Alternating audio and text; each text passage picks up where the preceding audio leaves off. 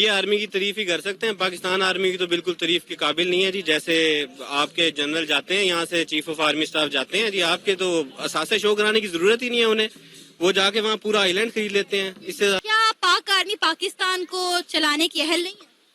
پاک آرمی کون ہوتی ہے پاکستان کو چلانے والی؟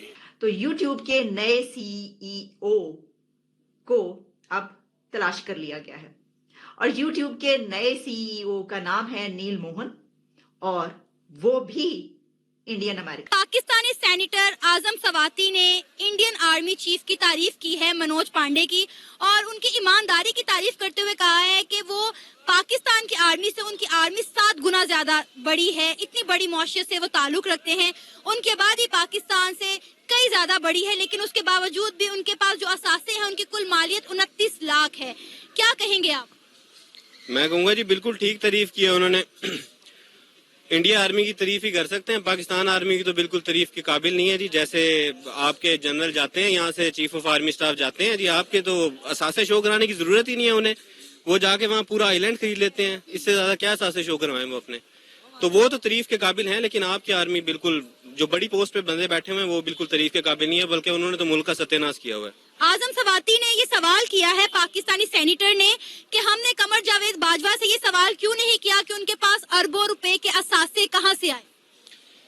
دیکھیں جی, آپ سے کیا سوال کر سکتے ہیں جب انہوں نے گن آپ کے رکھی ہو, تو آپ کوئی سوال نہیں کر سکتے ان سے. آپ کیا سوال کریں گے؟ لوگ ڈرتے ہیں, ان کا ڈرنا بنتا ہے, وہ ہیں جی اس ملک کے. سر ہم تو کہتے ہیں ہماری پاک آرمی زندہ باد, ہم تو ان کے سہارے ہی اپنے اس ملک میں ہی حفظ و ایمان کے ساتھ بیٹھے ہوئے ہیں. دیکھیں جی, ایک امیج بنایا ہوا تھا جو کہ بنا رہا اب تک, کہ جو ہے ہماری آرمی ہمیں ڈیفینڈ کر رہی ہے. میں پاک آرمی کے اندر ان لوگوں کی تو بات ہی نہیں کرتا جو نیچے پوسٹ پہ ہیں, جو کیپٹن تک, لیفٹیننٹ تک ہیں, ان کا تو مسئلہ نہیں ہے. اس سے اوپر جو رینک ہے نا, وہ تو ٹوٹل کرپشن ہے, وہ صرف اور صرف کرپشن کی بیس پہ چل رہا ہے. وہاں پہ آ کے تو پاک آرمی نے جتنا اس ملک کا تباہی کی ہے نا, اتنی تو کسی نے بھی نہیں کی ہے نا. تو مجھے تو اگر اس اکانومیکل کرائسس جو فی الحال چل رہے ہیں, اگر اس سے نکلنا بھی ہے نا, تو یہ آپ جنرلوں کا پیسہ ہی صرف اس ملک میں لگا دیں تو یہ آپ کا قرضہ اتر جائے گا, اتنا ان لوگوں کے پاس پیسہ ہے. سر آپ کو پتہ ہے کہ پاکستان اور انڈیا دونوں ایسی کنٹری ہے جن کے بجٹ کا زیادہ تر حصہ ڈیفینس پر لگتا ہے. اب تو IMF نے بھی ہمیں کہہ دیا ہے کہ ہم اپنا ڈیفینس بجٹ جو ہے وہ کم کریں. دیکھیں جی, بجٹ ڈیفینس پہ لگا جائے نا, اگر اس کی آپ صحیح طرح سے اس کی آڈیٹنگ ہو تو پھر تو کوئی مسئلہ نہیں ہے. اگر اتنا ڈیفینس کے لیے ضرورت ہے تو ہمیں کوئی مسئلہ نہیں ہے, ہم ٹیکس دے دیں گے زیادہ, کوئی مسئلہ نہیں ہے, آپ بجٹ لگائیں اس پہ. لیکن مسئلہ یہ ہے کہ الیکشن سے پہلے اٹیک ہو جاتا ہے بارڈر کے اوپر, بجٹ بڑھ جاتا ہے جی, بجٹ آنے لگتا ہے جی, حملہ ہو گیا جی, وہ جی ایک جہاز آ گیا جی, اچھا جی ہمارا ریڈار کام نہیں کیا. مجھے سمجھ نہیں آتی, اتنا بجٹ لینے کے بعد ریڈار کون سا لگایا, انہیں پتہ نہیں لگتا کہ ایروپلین آ گیا جی.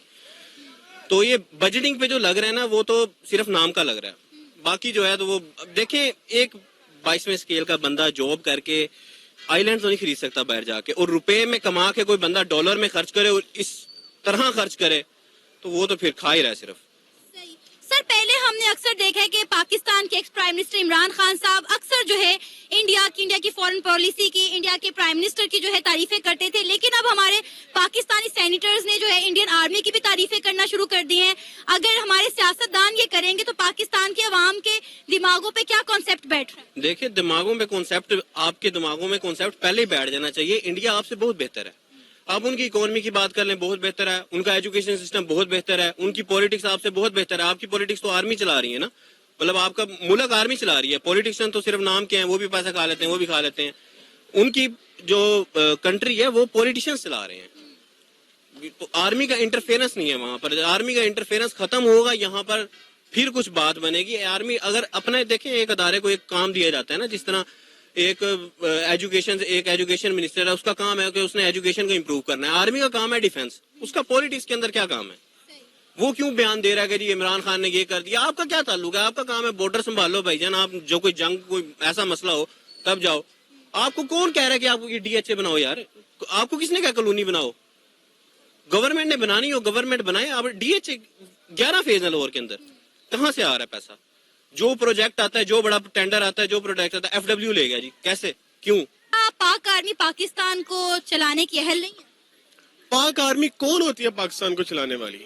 सियासतदान है, अवाम है जो इलेक्ट करते हैं लोगों को, ये हुक्मरानों को लेके आते हैं, पार्टी आती है, सारा कुछ होता है, उनको मुल्क देते हैं। फौज का तो एक काम है, आपने मुल्क को बचाना है। अगर कोई दुश्मन इवन के वो आला अफसरान जितने भी हैं, आप वो उनके जो एहसास डिक्लेयर करें। मुझे पहले ये बताया जाए, सिर्फ एक क्वेश्चन है कि उसके अंदर अदलिया और फौज को एक्सेप्शन क्यों मिली है? क्यों वो पाकिस्तान के एहसास नहीं है? मतलब पाकिस्तान के वो इदारे नहीं है? क्या उनका हिसाब नहीं लेना चाहिए?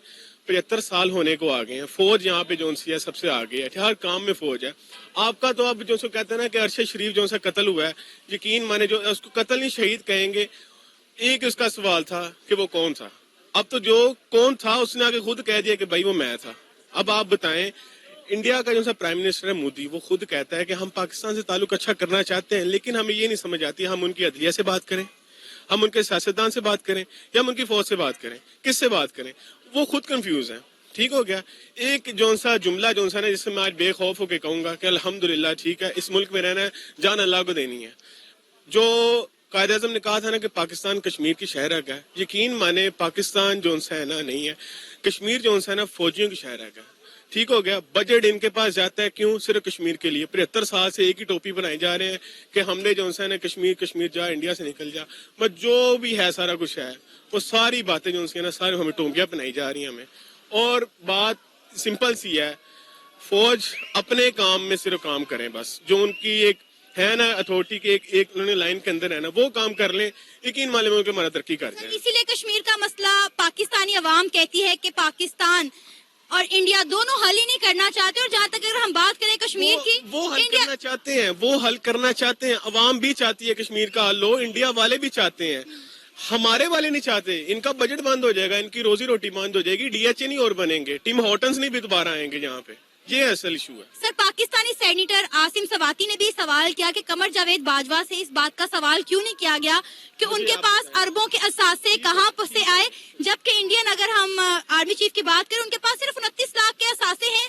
यहाँ पर 29 लाख में आपको पाकिस्तानी किसी सोसाइटी में 5 मरले का प्लॉट नहीं मिलेगा एक आम आदमी को। सही बात है, नहीं मिलेगा मैम। मैं आप मुझसे सिर्फ ये कह रहे हैं कि भाईजान मईशत का एक्सपर्ट मैं हूँ, अदलिया का एक्सपर्ट मैं हूँ, मुल्क को मैं चला रहा हूँ, हुकूमत का हर चीज का मैं एक्सपर्ट हूँ। मुझे बताएं उनसे ऊपर कौन है?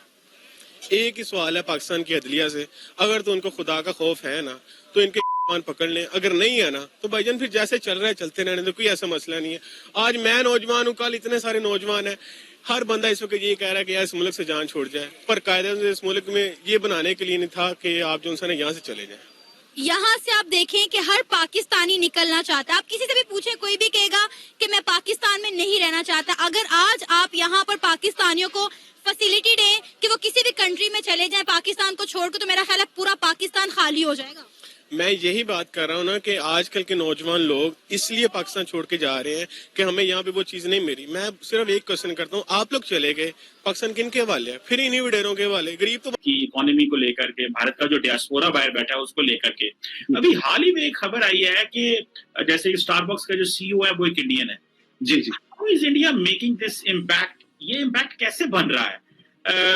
मतलब ये लोग जो है बाहर जाके, आप क्या समझते हैं ये कैसे मल्टीनेशनल्स में जो है वो अपनी पेनिट्रेशन कर लेते हैं और बड़ा पॉजिटिवली रोल प्ले करते हैं?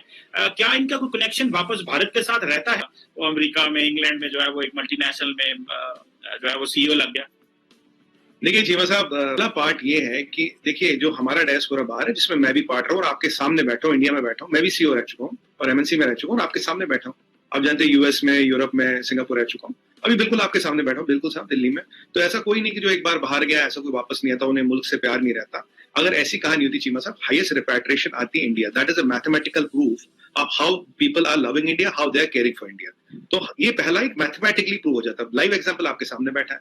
अब आपने बोला एमएनसी में कैसे पेनिट्रेट करते हैं, देखिए हम एमएनसी में पेनिट्रेट करते हैं अपनी काबिलियत के आधार पर। अगर आप देखिए आज हार्वर्ड का डीन को है, आप 10 आईवी बाई लीग यूनिवर्सिटी देख लीजिए, 10 में से 6 के डीन इंडियन है। अभी सबसे ज्यादा स्टूडेंट कौन है? चाइनीज और इंडियन है। इंडियन ज्यादा, उसके बाद चाइनीज है, फिर उसके बाद कोकेशिया गोरे आते हैं। वो इंडिया के नील मोहन साहब हैं, उनको उन्होंने यूट्यूब का जो है, तो यूट्यूब के नए सीईओ को अब तलाश कर लिया गया है और यूट्यूब के नए सीईओ का नाम है नील मोहन और वो भी इंडियन अमेरिकन है।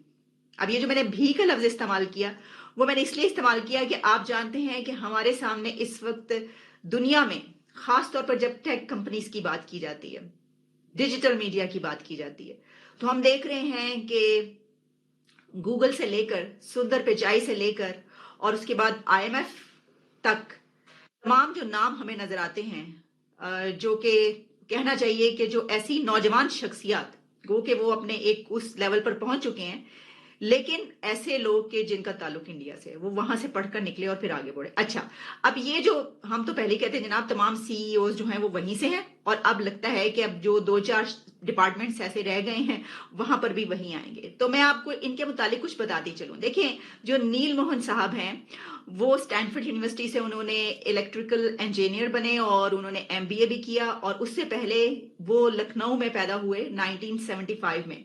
اچھا، ایک